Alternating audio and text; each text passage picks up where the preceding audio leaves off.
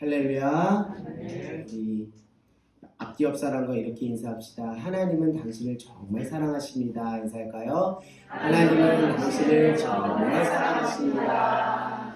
네. 네, 하나님이 여러분 한 분 한 분을 정말 사랑하셔서 이 말씀의 자리로 인도해 주신 줄 믿습니다. 여러분 모두는 하나님의 은혜를 입은 자임을 믿습니다. 오늘도 말씀 가운데 하나님의 은혜가 여러분의 심령을 적시는 귀한 은혜가 있기를 원합니다. 우리 말씀 제목 같이 한번 읽어볼까요? 시작! 스스로 있는 자. 스스로 있는 자라는 제목으로 함께 은혜의 말씀을 나누려고 합니다. 여러분 출애굽기 3장 참 유명한 말씀이죠. 특별히 모세가 누구를 지금 뵙는 장면이죠. 미디안 광야에서 하나님을 만나는 장면입니다. 하나님께서 모세를 콜링하시는 소명의 장면이 나옵니다. 그리고 나서 또 하나님께서 모세에게 무엇을 주시죠? 사명을 주십니다. 애굽에 종살이하는 너의 이스라엘 민족들을 출애굽하여 약속의 땅 가나안으로 인도하라라는 사명을 주십니다. 그러나 40년 동안은 애굽의 왕자로 있다가 40년은 또 도망자 광야 생활로 40년의 묵동 생활을 했기 때문에 어떤 부분에서 전혀 하나님의 소명과 사명을 받을 준비가 되어 있지 않아서 모세는 하나님의 사명 앞에 주저하는 모습을 성경을 통해서 많이 발견할 수 있는데요. 오늘 그 모세의 모습이 또 오늘 모습의 말씀 본문에 고스란히 담겨져 있다라고 봅니다. 우리 한번 13절 같이 한번 읽어볼까요? 시작! 모세가 하나님께 아뢰되 내가 이스라엘 자손에게 가서 이르기를 너희의 조상 하나님이 나를 너희에게 보내셨다 하면 그들이 내게 묻기를 그의 이름이 무엇이냐 하니 내가 무엇이라고 그들에게 말하리까. 아멘. 네. 이렇게 이제 모세가 하나님께 말을 건네는 것이죠. 도대체 당신을 우리에게 보낸 하나님이라는 분이 어떤 분입니까? 그분의 이름이 뭡니까? 라고 이스라엘 백성들이 물을 때 내가 어떻게 대답해야 합니까? 라는 말씀이 13절의 말씀입니다. 이 말씀을 통해서 모세가 아직 하나님의 사명을 기쁘게 받을 마음의 준비가 되어 있지 않다라는 것을 그 뉘앙스가 느껴지는 말씀 구절인 거죠. 그러자 하나님께서 모세의 그 질문 앞에 이렇게 대답을 합니다. 우리 14절 또 한번 읽어볼까요? 시작! 하나님이 모세에게 이르시되 나는 스스로 있는 자니라. 또 이르시되 너는 이스라엘 자손에게 이같이 이르기를 스스로 있는 자가 나를 너희에게 보내셨다. 아멘. 나의 이름은 이것이다 이렇게 말씀하시는 건데요. 나는 무엇이다? 나는 스스로 있는 자이다. 스스로 있는 자가 너를 이스라엘 백성들에게 보냈다라고 이야기해라 라고 말하는 거죠. 이스라엘 사람들이 당신을 보낸 사람이 누굽니까? 당신을 보낸 분이 누굽니까? 라고 묻는다면 스스로 있는 자가 나를 너희에게 보냈다라고 대답하라 라고 14절에 이야기를 하고 있어요. 여러분 이스라엘 그 백성들이 애굽에서 몇 년 동안 종살이 했죠? 430년 동안 종살이를 했어요. 그러니까 엄청 긴 시간 동안 애굽의 종교와 문화에 익숙할 만큼 긴 시간을 보냈습니다. 그래서 이방의 어떤 문화와 종교의 영향을 받을 수밖에 없죠. 당시 이방의 나라들도 그 나름의 나라에 무엇이 있었죠? 신이 있었어요. 그리고 그 나름의 신들의 이름들이 다 붙어져 있었습니다. 여러분들도 성경에 보면 우상의 이름들을 간혹 알 수 있을 텐데요. 고대 이집트 종교에서 대표적인 신이 바로 태양신입니다. 태양신인 호루스라는 태양신이 애굽의 태양신으로 있습니다. 그래서 사람들이 자연스럽게 이렇게 오늘같이 질문할 거라는 것을 모세는 알아채는 거예요. 너를 우리에게 보낸 하나님의 이름이 무엇이냐?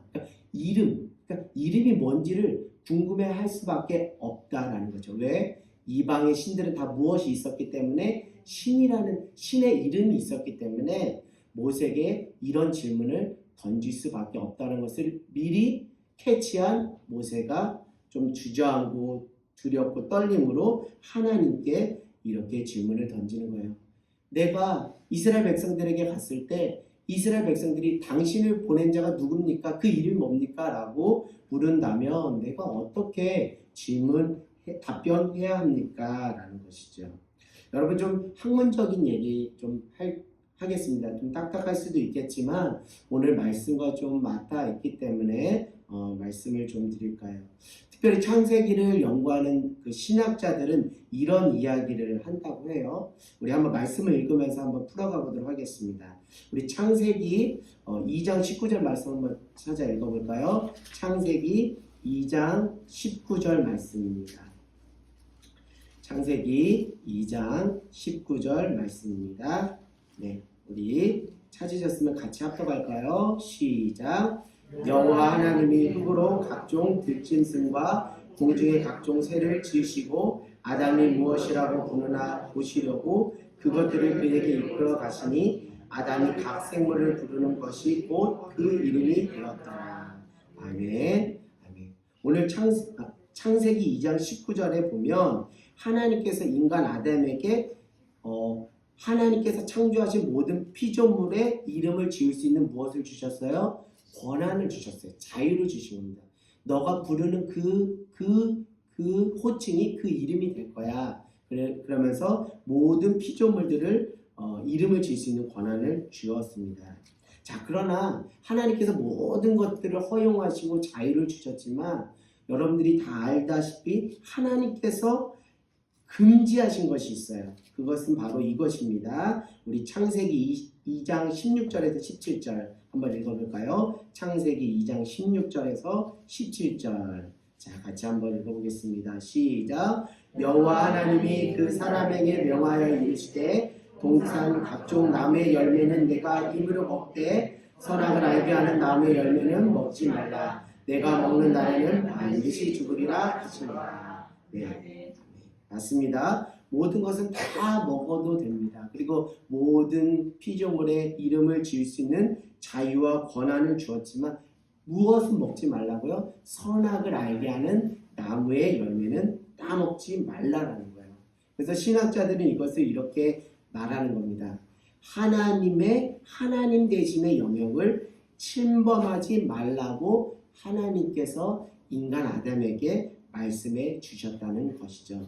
선악과를 따먹는 그 행위가 하나님 대신의 영역을 인간이 침범하는 것이기 때문에 그것을 하지 말라고 하는 거예요. 즉 선과 악을 판단하는 기준은 사람에게 있는 것이 아니라 그 영역은 누구의 영역이라고요? 하나님의 영역이다라는 것이죠. 결국 선악을 알게 하는 나무의 열매를 먹었다는 것은 하나님의 영역을 인간이 침범하는 것이기 때문에 이를 침범하지 말라라고 모든 것은 다 허용하였지만 이 부분에 대해서는 금지를 해 주셨습니다.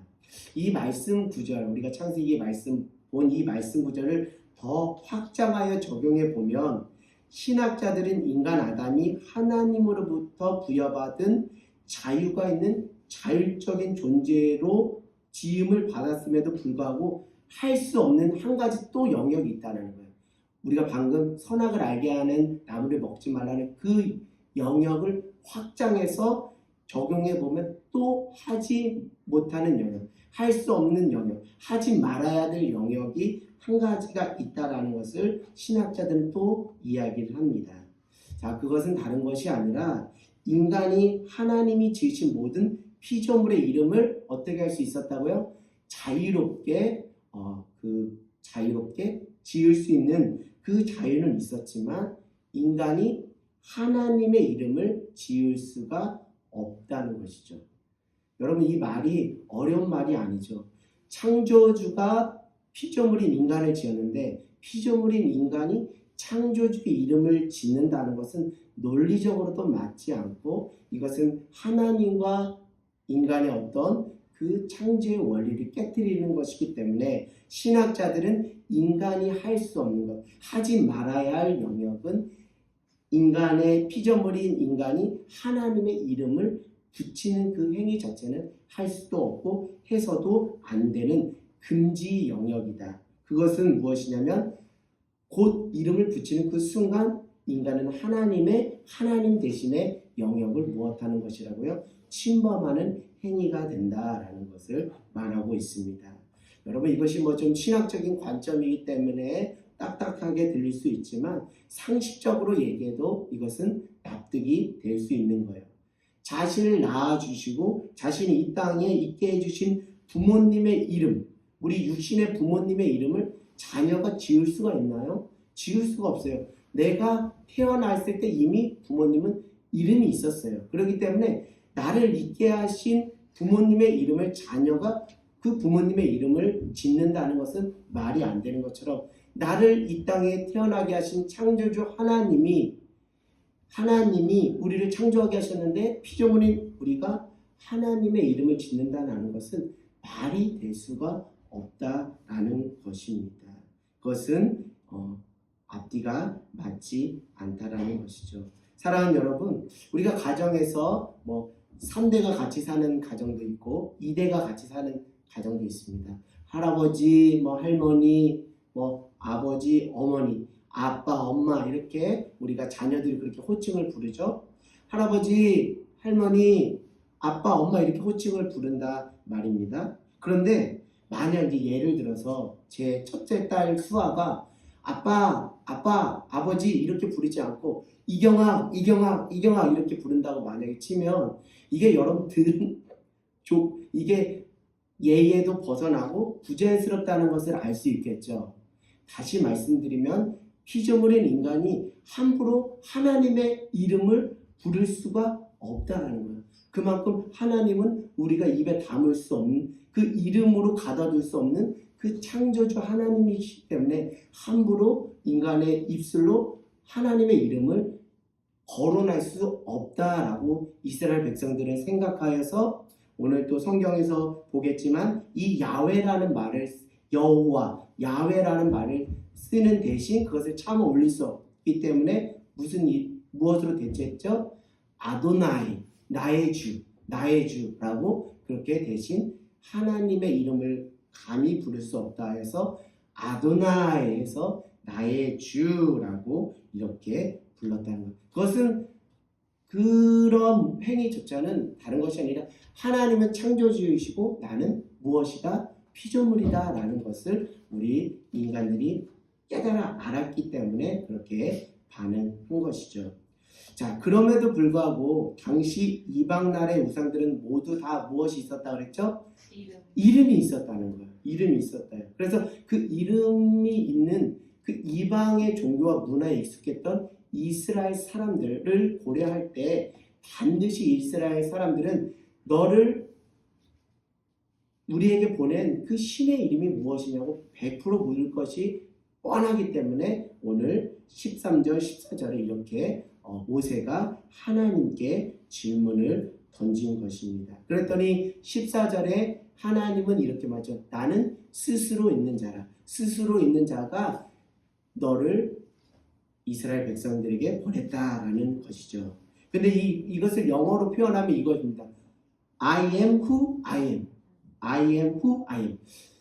성경학자들, 원문을 연구하는 학자들에 의하면 이것 또한 정말 좋은 100% 만족스러운 번역은 아니라고 합니다. 그러나 그것을 우리가 뒤로 하고서요. 한글 말로 표현하면 나는 나다 이러는 거예요. 나는 나다. 제가 여러분들에게 저를 소개할 때 저는 이경학 목사입니다. 저는 수아 아빠입니다 하면서 저를 표현하는 그 설명을 뒤에 하는 것이 상식인데 나는 누구다 이렇게 말한 것이 아니라 나는 나다 이렇게 말씀하신 거예요.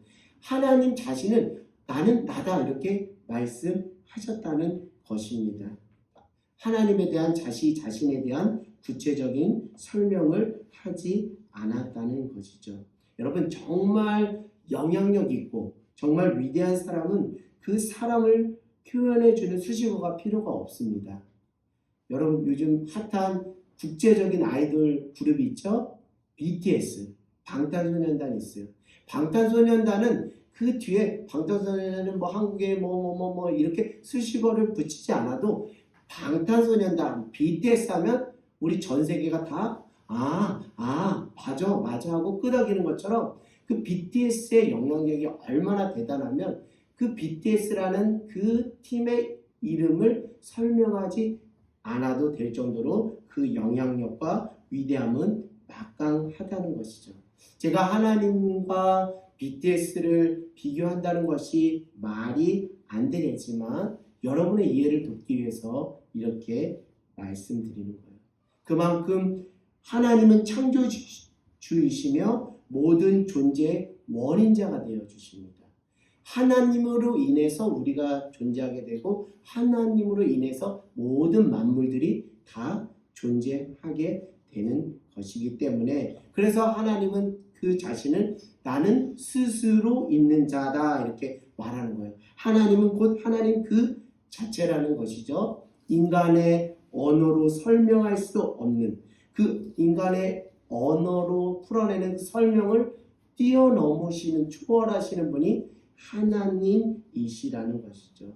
우리 찬송가의 가사를 한번 생각해 보시면 이렇겠구나라는 것을 이해할 수 있을 거예요. 하늘을 두루마리 삼고 바다를 먹물 삼아도 그 크신 하나님의 사랑을 말로다 형용할 수 없다. 네. 하나님 또 그가 베푸신 사랑을 하늘을 두루마리 삼고 바다를 먹물 삼아도 다 표현할 수 없다는 거예요. 하나님의 존재가 그렇다는 거예요. 하나님의 존재가 하나님의 사랑이 우리 인간에게는 다 인간의 언어로 담아낼 수 없는 분이라. 하나님은 이런 분이라고 이름 안에 가둬둘 수 없는 초월적인 스스로 계신 자, 모든 것의 원인자가 되시는 창조주 하나님이시라는 거예요. 그 창조주 하나님을 지금 우리가 말씀 가운데 예배 가운데 대면하고 있다라는 것은 정말 상상할 수 없는 미러클 기적이라는 것입니다. 할렐루야. 그 예수 그리스도의 피 흘리심으로 우리가 담대하게 은혜의 보좌 앞으로 나아가 하나님을 대면할 수 있는 거예요. 이건 놀라운 겁니다. 어찌 감히 티끌만한 인간, 어찌 창조주 하나님이 감히 아련할 수 있습니까?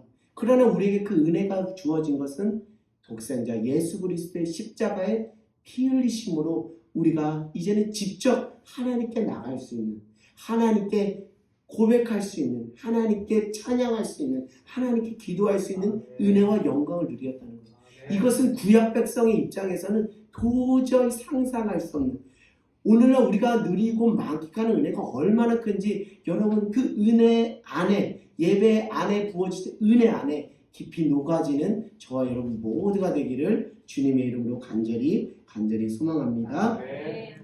여러분 15절에 14절에 하나님께서 나는 스스로 있는 자니라는 의미를 담고 있는 그 이름을 15절에 말씀하고 있어요. 그 15절에 나는 스스로 있는 자다라는 그 의미를 담고 있는 하나님의 이름이 15절에 무엇이죠? 여호와. 여호와라는 단어는 이렇게 찾아보면 그 여호와라는 이름의 뜻은 항상 살아계시며 스스로 존재하는 하나님이라는 거예요. 여호와. 그래서 캐톨릭 전통에서는 야훼, 개신교 전통에서는 여호와 이렇게 하는 거예요.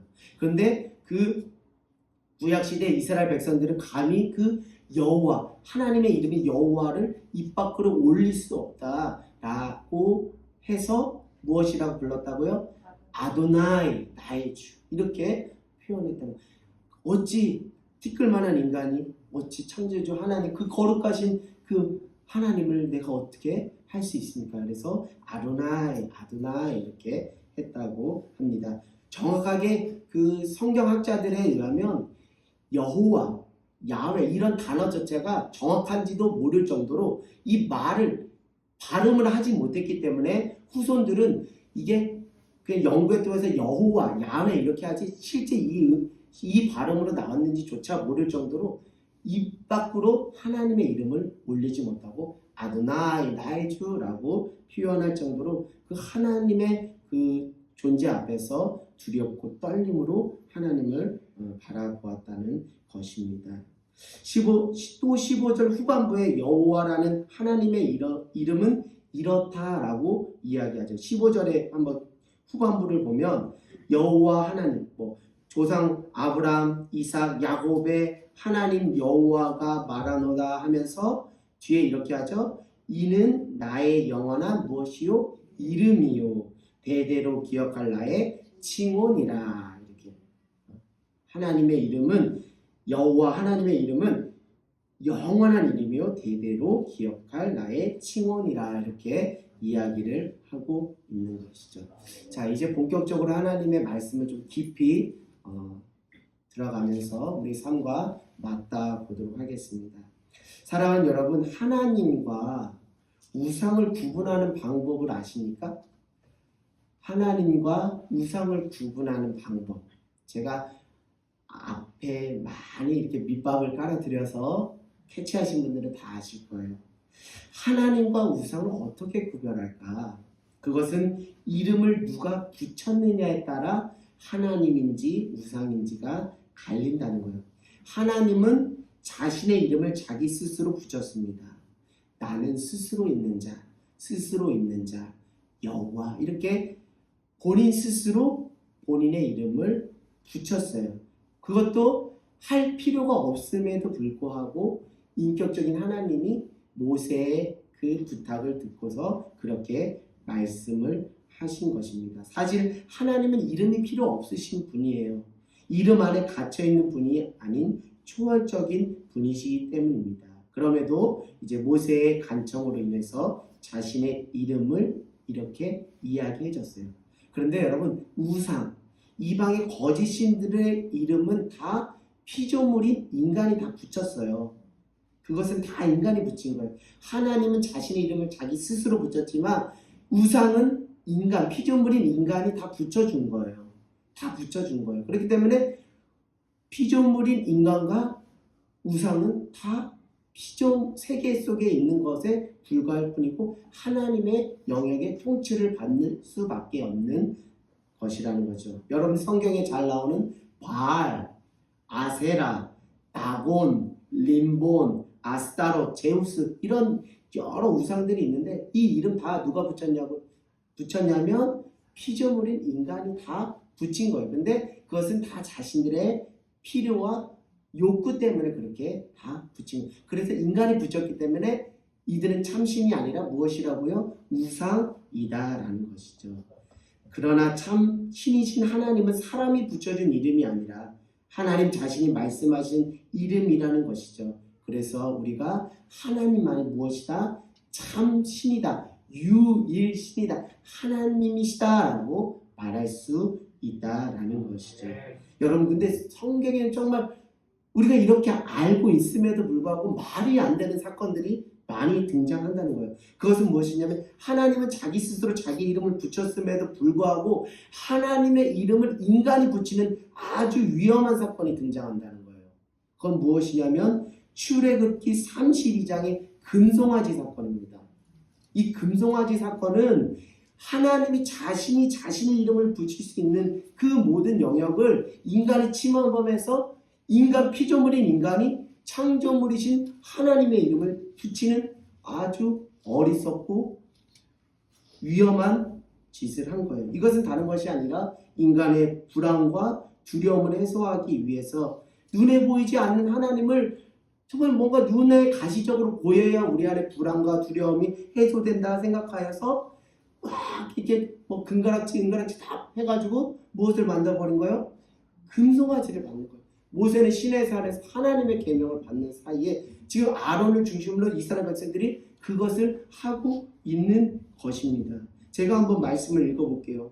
출애굽기 32장 4절 아론이 그들의 손에서 금고리를 받아 부어서 조각칼로 새겨 송아지 형상을 만드니 그들이 말하되 이스라엘아 이는 너희를 애굽 땅에서 인도하여 낸 너희의 신이로다 하는지라. 여러분 5절이 정말 기가 막힙니다. 아론이 정말 이런 아론이 맞나 할 정도로 정말 기가 막힌 말을 해요. 아론이 보고 그 앞에 제단을 쌓고 이에 아론이 공포하여 이르되 내일은 무슨 날이다? 여호와의 절일이라. 여러분 어떻게 금송아지를 섬기는 그거를 여호와의 절일이라고 말할 수 있습니까? 근데 이들의 입장에서는 이게 말이 돼요. 왜? 금송아지는 이꼴 무엇이었기 때문에? 하나님이었기 때문에. 자신들이 만든 금송아지를 자신들은 무엇으로 여긴 거예요? 하나님으로요. 그렇기 때문에 내일 우리가 지키는 절일은 누구의 절일이다? 여호와의 절이다. 너무 우리의 입장에서 말이 안 되지만 이들의 상황 속에서는 지금 말이 되고 있는 놀라운 심각한 상황입니다. 이튿날 그들이 6절에 이튿날 그들이 일찍 일어나 번제를 드리며 화목제를 드리고 백성이 앉아서 먹고 마시며 일어나 뛰어노라. 지금 축제를 여는 거예요. 축제를 여는 거예요. 지금 하나님 때문에 축제를 여는 것이 아니라 금송아지라는 자신들이 만든 그 하나님 금송아지를 만들어 놓고서 지금 판을 여는 거예요. 축제의 판을 연 거예요. 여러분 우리가 예배 가운데 기뻐하며 뛸 수 있는 것은 참 신이신 하나님의 구원의 감격 때문에 뛰는 건데 이들은 지금 자신들이 만든 금송아지 하나님으로 말미암아 지금 무엇을 하는 거예요? 축제를 여는 거예요. 막 춤을 추는 거예요. 그러나 여러분 이것은 예배의 그 축제입니까? 우상숭배 행위입니까? 우상숭배 행위를 하는 거예요. 그것은 인간의 욕심으로 하나님 이름을 인간이 저버리는 그 우상숭배를 한 행위라는 거예요. 이건 놀라운 이거는 하나님의 영역을 침범해도 아주 제대로 침범한 하나님이 하지 말라고 그렇게 금지한 금지선을 넘어버린 것입니다. 참 하나님 때문에 축제가 열린 것이 아니라 인간이 만든 하나님을 우상으로 만들어버린 금송아지 때문에 이렇게 축제를 하고 있는 거예요. 결국 그래서 요한복음에 예배할 때가 오나니 신령과 진정으로 예배를 하라는 거예요. 참 하나님께 예배하라는 거예요. 오늘 금송아지를 놓고서 우리는 예배했다라고 착각할 수가 있다라는 거예요. 지금 이스라엘 백성들은 지금 금송아지 놓고서 지금 하나님께 예배했다고 그렇게 지금 하고 있거든요. 여호와의 절일이라고 이렇게 얘기했거든요. 예배할 때가 바로 이때라고요. 신령과 진정으로 예배할 때가 바로 이때라는 거예요. 누구를 제대로 모시면서 예배해야 참 예배라고요? 하나님을. 우리의 욕심으로 우리가 지어낸 우리가 이름 붙여낸 하나님을 예배하는 그것은 예배가 아니에요. 그건 우상숭배예요. 겉으로 형식은 예배인지 몰라도 본질과 실상에 들어가면 그건 예배가 아니에요. 가짜예요. 그건 거짓이에요. 그건 하나님이 받지 않아요. 여러분 참된 예배를 드리는 저와 여러분 모두가 되기를 주님의 이름으로 간절히 소망합니다. 사랑하는 여러분, 아무리 하나님께서 용서해 주신다, 하나님의 은혜다라고 여길 수 있지만 이것이 혹시 우리 안에 영적 기만과 방종으로 악용될 수도 있다는 것을 늘 영적으로 깨어서 분별하기 원합니다. 아무리 100번, 1000번 양보해도 하나님과 인간 사이에 넘지 말아야 될 무엇이 있다는 거예요? 선이 있다는 거예요. 오늘 출애굽기 32장에 이 선을 인간이 넘어버린 거예요. 그래서 하나님을 금송아지 하나님으로 막.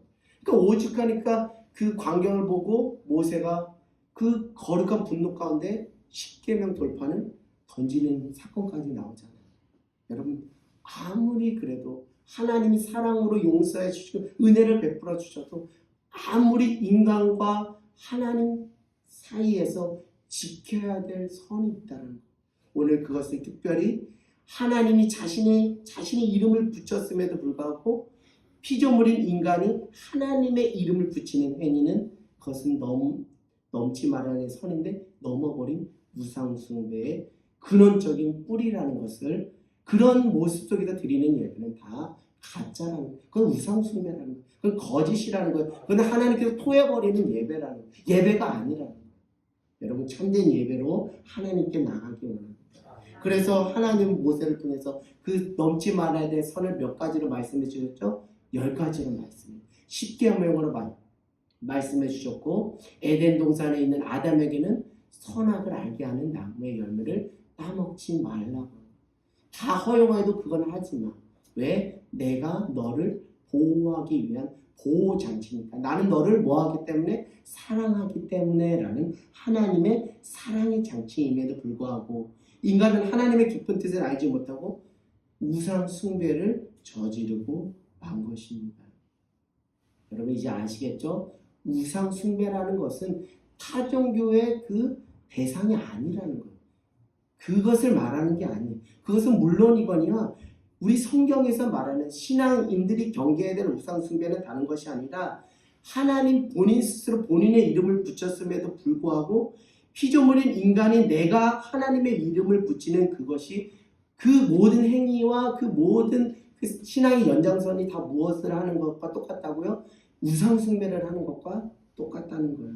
출애굽한 이스라엘 백성들이 하나님의 이름을 자신의 필요에 따라 만들어 붙인 것입니다. 그들의 하나님은 금송아지 하나님인 거예요. 하나님은 하나님이시지 금송아지 하나님이 아니에요. 하나님은 영으로 계신 분이시지 이렇게 보여지는 그런 하나님이 아닌데 자신들이 그렇게 금송아지 하나님으로 인간이 그렇게 붙여요. 하나님을 예배한 것이 아니라 우상에게 절한 것과 똑같은 것입니다. 사랑하는 여러분, 하나님은 하나님이십니다. 여러분 이것이 어떻게 여러분에게 들릴지 몰라도 정말 여러분 뼈 있는 말입니다. 하나님은 하나님이세요. 아멘. 하나님의 영역을 인간이 감당할 수가 없어요. 영역을 넘을 수가 없습니다. 하나님은 우리와 상관없이 이전에도 하나님이셨고 지금도 하나님이시고 앞으로도 영원토록 하나님이십니다. 여러분 하나님을 하나님 그분 자체로 그냥 내버려 두시기 바래요. 하나님을 좀 내버려 두시라니까요. 왜 인간의 욕심으로 하나님의 이름에 막 먹칠을 하냐는 거예요. 하나님은 우리의 그 의지와 우리의 그런 것과 상관없이 하나님은 하나님이세요. 그 하나님의 하나님 되심을 우리 찬양하고 예배하자는 거예요. 근데 왜 인간의 욕심으로 다 덧칠해서 덧칠된 그 하나님을 예배하는 거예요. 그건 하나님이 아닌 거예요. 그건 우상이 되어버린 거예요. 여러분 하나님을 제발 하나님으로 내버려 둡시다. 하나님은 하나님이시고 우리는 우리입니다. 인간의 욕망으로 하나님의 이름을 망령되이 일컫지 않기를 원해요. 인간의 욕심으로 하나님을 난도질하지 않기를 원합니다. 인간의 방식으로 하나님을 마구 먹칠하지 않기를 주님의 이름으로 간절히 소망합니다. 제발 하나님 그분으로 바라보시면서 예배하는 저 여러분 모두가 되기를 주님의 이름으로 간절히 바랍니다. 하나님을 그냥 내버려 두세요. 하나님을 내버려 두시기 바라요. 하나님을 우상으로 만들지 마시기 바랍니다. 하나님은 그런 분이 아니세요. 우리의 욕심과 우리의 생각으로 세모나 네모다 동그라미다 이렇게 바뀌는 코에 걸면 코걸이 귀에 걸면 귀걸이 식으로 그렇게 바뀌는 분이 아니라는 것이죠. 하나님은 14절에 스스로 있는 자. 하나님은 스스로 있는 자예요. 누구 때문에 있는 것이 아니라 스스로 있는 자. 그래서 나는 나다 라는 말씀을 하신 거예요. 하나님의 하나님됨을 훼손하지 말아주시기 바라요. 하나님은 여러분 위해 하나밖에 없는 독생자 예수 그리스도를 십자가에 내어주신 것밖에 없는 분입니다. 그렇게 우리에게 은혜를 베푸신 그 하나님을 왜 우리가 그렇게 가만히 놔두지 않고 왜 우리의 욕구대로 하나님을 그렇게 변형을 시키냐는 거예요. 그러지 않기를 주님의 이름으로 간절히 소망합니다. 우리는 하나님을 우상으로 만들어버렸습니다. 우리는 하나님을 종교의 틀에 가둬버렸어요. 우리는 하나님을 인간의 욕심을 충족시킬 수 있는 수단으로 전락시켜버렸어요. 우리가 인간의 욕심으로 하나님의 이름을 붙이는 순간 우리는 하나님을 우상으로 만드는 장본인이 되고 만 것입니다. 우리의 욕심이 결국 하나님을 우상으로 만드는 우상 숭배의 죄를 낳게 되었어요. 여러분 오늘날 현대 하나님은 우리의 욕심을 이렇게 둔갑해 버렸다라고 저는 생각합니다. 여러분 한번 들어봐 주시기 바라요. 우리는 하나님을 웰빙 하나님으로 만들어 버렸어요. 웰빙 요즘 아주 시대적으로 환영받는 단어죠. 웰빙. 여러분 하나님은 웰빙 하나님이 아니에요. 우리가 웰빙 하나님으로 붙이는 순간 그 하나님은 하나님이 아니라 내가 만든 우상이 되고 만다는 것이죠. 기독교의 진정한 영성은 잘 사는 것에 있기도 하지만 결국 잘 죽는 것이 잘 사는 것임을 가르쳐 주는 것이기 때문에 어떻게 보면 하나님은 웰빙 하나님이 아니라 웰다이 하나님이 맞다라고 말씀드릴 수 있어요. 그러나 우리의 욕심으로 현세적이고 기복적인 신앙으로 하나님을 웰빙 하나님으로 우상으로 만드는 우리의 우상 숭배가 있다는 거예요. 또 우리는 하나님을 도깨비 방망이 하나님으로 만들어버렸다는 거예요. 이는 하나님을 무당으로 만들어버리는 심각한 우상 숭배라는 것입니다. 또 한 가지 말씀드리면 하나님을 우리는 대박 하나님으로 만들어버렸어요. 대박. 모든 대박 나세요라는 그 시대적 언어를 차용해서 하나님을 대박 하나님으로 만들어버렸어요. 진정한 행복을 주시는 하나님이 아닌 수고하고 애쓰지 않아도 대박 나게 도와주는 대박 하나님으로 또 하나의 우상을 만든 꼴이 되었습니다. 마지막으로 말씀드리면 하나님을 우리는 짬짜면 하나님으로 만들어버렸어요. 여러분 성경에 두 주인을 섬기지 말라고 그랬죠? 그러나 우리는 두 주인을 섬기고 있어요. 아주 현란한 기술을 부리면서 세상도 섬기고 하나님도 섬기고 짜장면도 먹고 싶으면 짜장면도 먹고 짬뽕 먹고 싶으면 짬뽕. 그러니까 하나님은 짬짜면 하나님으로 만들어버려요. 하나님은 그 짬짜면 하나님이 아닙니다. 하나님은 하나님이세요. 짬짜면 하나님은 하나님이 아니고 우상인 거예요. 내가 하나님 그렇게 우상으로 만들어 버린 것이죠. 세상도 적당히 하나님도 적당히 따르면 두 주인을 섬기듯 나의 필요에 따라 하나님을 취사 선택하는 짬짜면보다 못한 하나님으로 내가 그렇게 만들 수 있다는 것을 여러분 오늘 깨닫는 저와 여러분 모두가 되기를 주님의 이름으로 간절히 소망합니다. 사랑하는 여러분, 베드로는 예수님께 사랑도 많이 받았지만 혼쭐도 많이 났어요. 특별히 마태복음 16장 21절에서 23절을 보면 아주 베드로가 이렇게 아주 혼쭐이 납니다.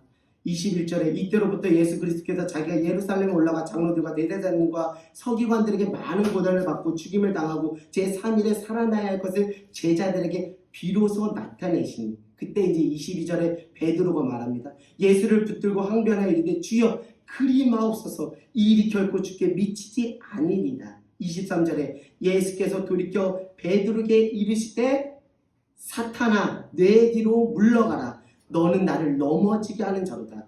너가 하나님의 일을 생각하지 아니하고 도리어 사람의 일을 생각하는도다 하시고 24절 이에 예수께서 제자들이 이르시되 누구든지 나를 따라오려거든 자기를 부인하고 자기 십자가를 지고 나를 따를 것이니라. 사랑하는 여러분, 하나님의 일을 하실 것입니까? 사람의 일을 하실 것입니까? 당연히 여러분 하나님의 일을 하실 거라고 말씀하시겠죠. 사람의 일이 뭐고 하나님의 일이 뭡니까? 내가 아무리 하나님의 일을 한다 말하지만 내 욕심으로 만든 하나님을 붙잡고 일을 한다면 그것은 하나님의 일이 아니라 사람의 일이며 곧 그것은 무엇이라고요? 우상 숭배라는 거예요. 내가 이름 붙인 하나님을 앞세워 아무리 교회를 위하고 영혼을 일한다는 명분이 좋아도 내가 내 욕심으로 내 필요로 이름 붙인 하나님을 전면에 내세운다면 그것은 사람의 일이지 하나님의 일이 아니야. 그것은 곧 우상 숭배라는 거예요. 그것은 가증한 것이라는 거예요. 여러분 오늘 그것을 깨닫기 원합니다. 성경은 분명히 말하고 있어요. 하나님의 일은 그것이 아니다라고 성경은 말하고 있어요. 요한복음 6장 29절에 하나님의 보내신 자를 믿는 것이 하나님의 일이라고 말하고 있습니다. 하나님이 보내신 자를 믿는 것이 하나님의 일이다. 요한복음 6장 29절. 그러니까 우리가 생각하는 하나님의 일의 개념과 성경이 말하는 하나님이 생각하는 하나님의 일의 개념은 천지 차이라는 것을 여러분 알기 원합니다. 그렇기 때문에 여러분 무턱대고 사명 감당한다, 하나님의 사명 감당한다라고 무턱대고 말할 수가 없다는 거예요. 한번 점검해 보라는 거예요. 내가 아무리 좋은 명분을 가지고 좋은 포장지로 그럴싸하게 포장을 한다 할지라도 내 욕심이 투영되고 내 필요가 그것에 투여돼서 하나님을 하나님 그분으로 두지 않고 내가 붙인 금송아지 하나님을 전면에 내세우면서 일을 한다면 그것은 하나님의 일이 아니라 사람의 일.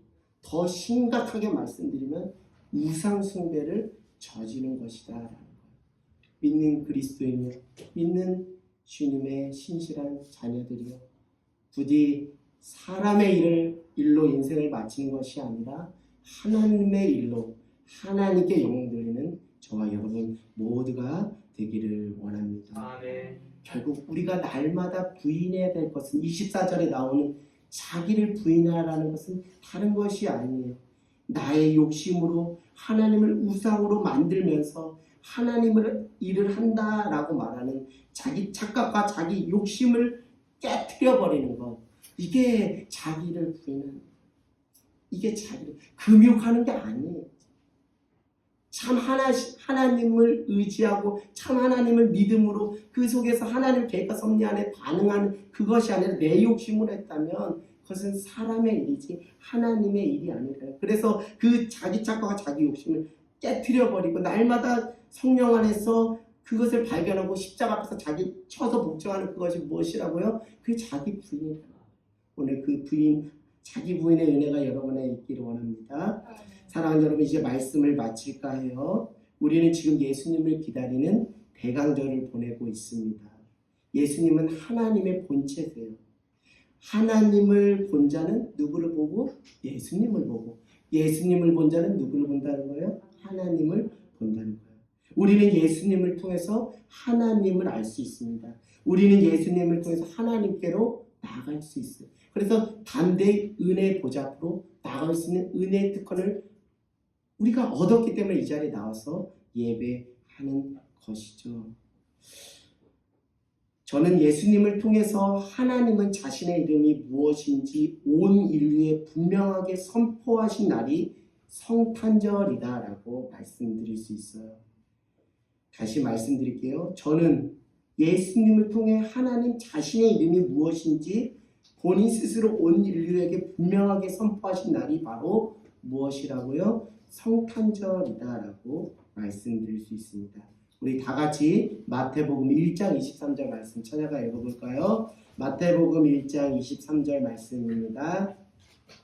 마태복음 1장 23절 우리 같이 말씀 합독하도록 하겠습니다. 다 찾으셨으면 시작. 보라, 처녀가 잉타하여 아들을 낳을 것이요 그의 이름을 임마누엘이라 하셨으니 이를 번역한즉 하나님이 우리와 함께 계시다 아니라. 아멘. 할렐루야. 예수님을 통해 하나님께서 우리에게 알려주신 하나님 자신의 이름이 바로 무엇이라고요? 임마누엘이라는. 우리의 인생의 승리는 그 누구를 의지할 때? 임마누엘 하나님을 의지할 때 우리의 인생이 승리되는 줄 믿습니다. 사랑하는 여러분, 하나님은 우리와 함께 하심을 믿습니다. 하나님은 예수 그리스도를 통해서 우리와 함께 하신다라고 약속하시고 선포하신 날이 성탄절이라는 거예요. 여러분의 인생 가운데 하나님이 함께 하심을 믿습니다. 이전에도 함께 하셨고 오늘도 함께 하시고 앞으로도 함께 하시고 영원토록 여러분의 인생 가운데 함께 하시고 하나님이 바로 임마누엘의 하나님이시라는 거예요.